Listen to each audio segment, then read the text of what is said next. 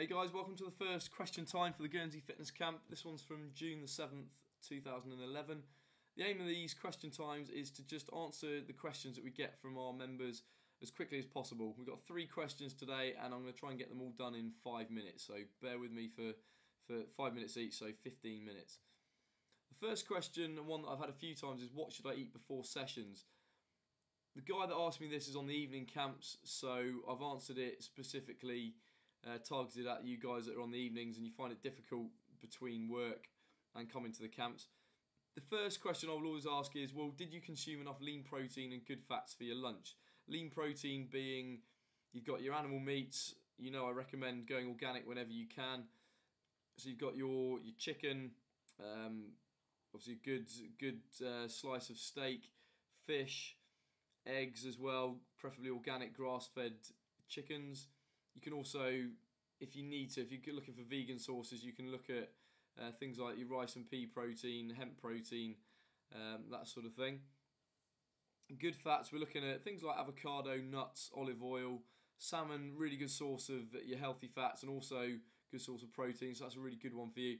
And also vegetables. Are you getting vegetables for your lunch? Typically, at lunchtime, for a lot of people I see walking around town, it's a carbohydrate-based lunch, so you're looking at a sandwich, roll bar. You know, worse, you're actually going with white bread. If you're going to Boots, you might be buying a pasta dish. And these kind of high carbohydrate lunches are going to get not even burnt up pretty quickly. They get digested pretty quick. Some sugars will go into your muscles. Some will get burnt for a bit of energy, and the rest of it is going to get stored as body fat. But in terms of what we're asking here and talking about hunger, you will find you get this kind of blood sugar surge. It gets digested. You feel good for about an hour or so. And then through the afternoon, your blood sugar just starts plummeting down. So by the time you get to 5, half 5, 6 o'clock, you are going to start feeling pretty hungry because you've got low blood sugar. And that's when you start thinking, well, I need to eat, but if I eat now, I'm going to end up chucking it up in the fitness sessions. And that's where you end up in problems. So have a look at what you're eating for lunch. Try and get some lean protein in. Get some good fats in, and make sure you get some vegetables in. It's not that hard to get your vegetables in. Just prepare some the night before. If you're steaming some veg for your evening meal the night before, just double it up and then stick it in a box. It takes about a minute in the morning. Other things to think about: if you can't go from lunch till your evening meal without eating something, I'd look at a mid-afternoon protein shake. I always recommend the kind of vegan sources such as rice and pea protein, hemp protein, because they don't tend to have the allergenic problems that whey protein does. So that's definitely something to look at, the mid-afternoon protein shake. Again, you can have it at your desk and that will just help curb your hunger. Then the next thing is a veggie blend after work. You'll find that sometimes when you think you're hungry, well, you are hungry, but you think you're hungry for, say, bread or toast. You know, you go home, jam on toast, this sort of thing. A lot of the time you're hungry for vitamins and minerals. If you are hungry, it's actually vitamins and minerals you need. So just by eating a couple of slices of toast, you're not actually going to curb that hunger. Your body's still going to be saying to you, come on, I need these vitamins and minerals. So you're going to stay hungry anyway.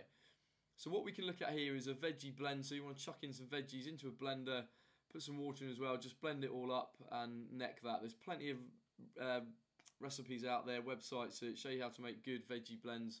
So you'll be getting really healthy, nutritious stuff in, curbing your hunger, and you'll still have your energy for your session. The next key point is habit breakers. A lot of the time, eating after work, straight after work, is just a habit. We get in this habit of, it's almost like a sequence of habits. One habit leads to another. So we're leaving work, we get in the car at the same place, we drive home the same route, we put the same radio station on, we get home, we walk into the kitchen, we put our bag in the same place, then we reach for the fridge. It's this sequence of habits, and if you can learn to break just one of those habits, or more is better obviously, breaking one of those habits will break the whole sequence. If you can break that whole sequence, that final one where you're eating stuff you shouldn't and at the wrong times, that'll pretty much disappear. So how do we do that? Well, it can be as simple as kind of driving a different way, maybe going to see a friend after work and obviously not eating with them. It can be when you get home, don't go straight into the kitchen. You might just go into the lounge, grab a book and read for 10-15 minutes. All these little things will just break those sequences of habits, and as a result, you won't find that you want that food. You think you need that food, but a lot of the time you don't. You know, people go 3 or 4 days without eating, and they don't die. So you can make it another few hours. Stress breakers, again, linked to kind of the same thing as the habits. Often hunger results from stress. In the past, when we were cavemen, when we got stressed, it was because we were in a fight or flight situation. And after that, because we'd undergone physical stress and activity, our body wanted to refuel, so it demanded food. Unfortunately, these days we get mentally stressed, and the brain hasn't evolved enough to know the difference between mental and psychological stress. So the same thing happens. So if you can look at how to de-stress, maybe going for a walk after work, just chilling out with a friend who just makes you laugh, playing with your dog, whatever it is, if you can break the stress, then chances are you won't feel the need to eat so much. And finally on this one, amino work capacity, one of the supplements we promote.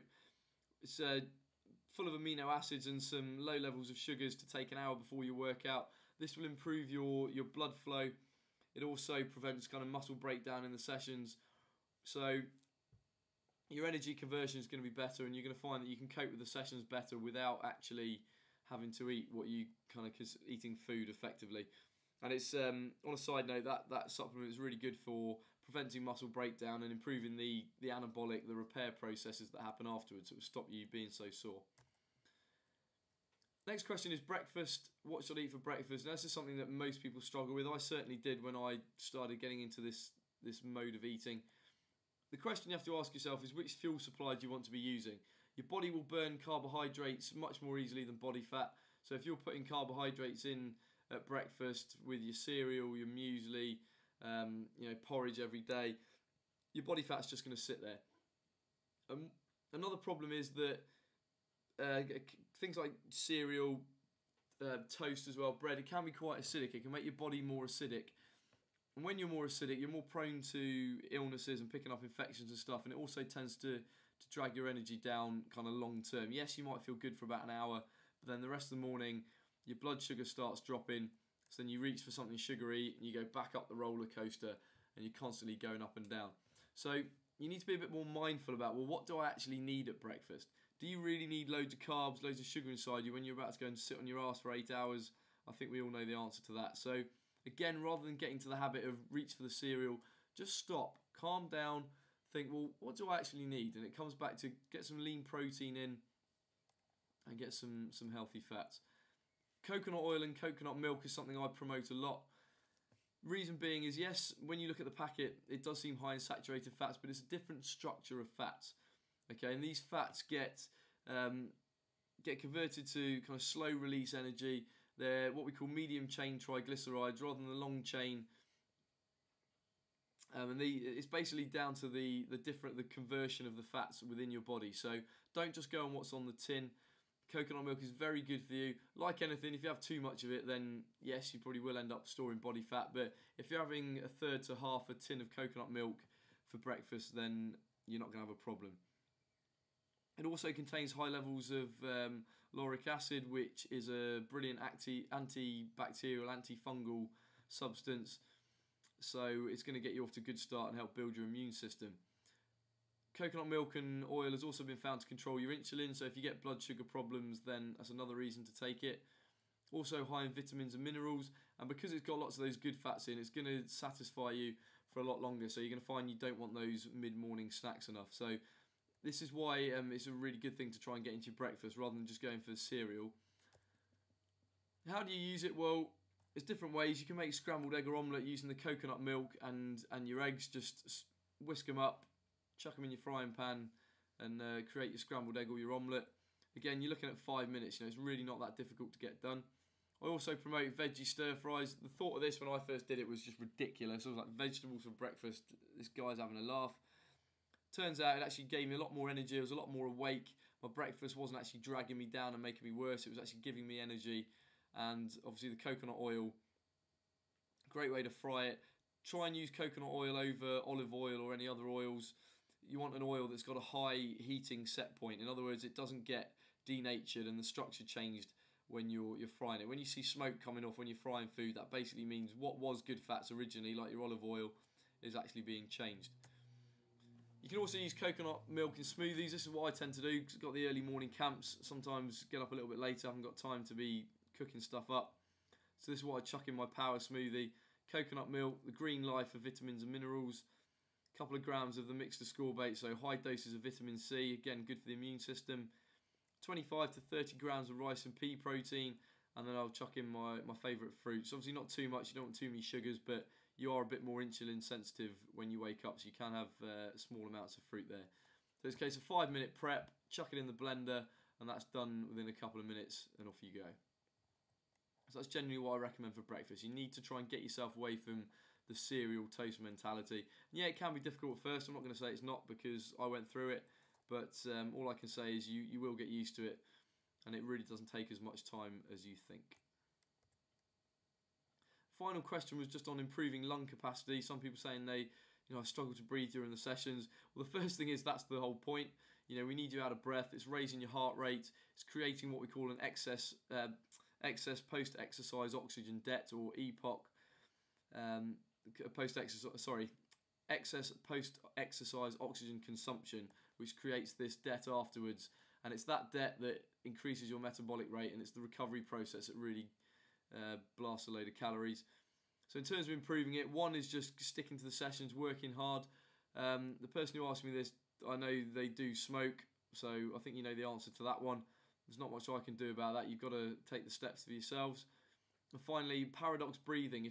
Have a look at your breathing. A lot of people, especially personal training clients who we have time to look at properly, tend to chest breathe. So it's like that short, sharp breathing all the time.